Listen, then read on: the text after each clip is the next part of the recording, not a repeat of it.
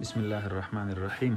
ستاسو په علم کې دا چې د فلسطین او د غزې مسلمانان دا وخت د ژوند او د مرګ په کشمکش کې وخت تیری ډیر د تکلیف په حالت کې دی. غزا ښار چې پکې 25 لکه مسلمانان پاتې کیږي د څلورو واړو طرفونه د اسرائیلو په محاصره کې دی. بجلی په بند ده، اوبه په بند دي، علاج معالجه دوايانې په بند دي، په هسپتالونو ورته بمباري کړې ده او د میندو په غیږو کې ماشومان بچي ساه ورکوي او د امت مسلمانه سوال کوي چې تاسو زموږ سره امداد کولی شئ. بل طرف ته اسرائیلو سره امریکې د حمایت اعلان وکړو. ټول یهودیان د دنیا د ګوټ ګوټ نه هغې ته راورسېدل.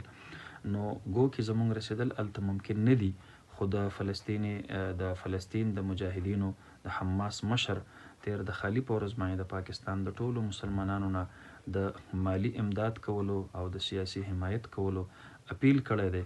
نو یو گزارش په مداوي چې په سوشل میډیا باندې د فلسطین کاز د زیات نه زیات هایلایټ کوي او د هغې سره سره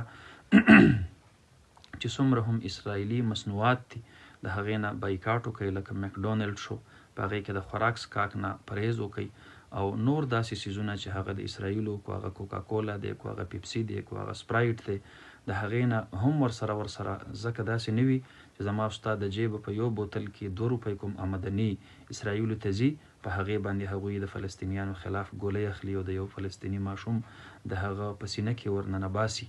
نو دریم گزارش هغه زما د ټول بنیر د علماو نه د خطباو نه دا دی چې را روان د جمعې په ورځ باندې د جمعې خطبات او تقاریر د فلسطین په حمایت او د اسرائیلو د ظلم په مذمت باندې ورکوي.